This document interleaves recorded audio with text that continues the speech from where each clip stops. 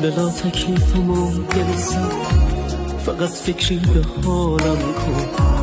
اگر یک لحظه بد بودم ازم بگذر، حلالم کن.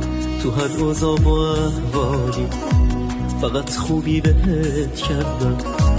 توی سختی یا دلتنگی کجا دیدی ولت کردم.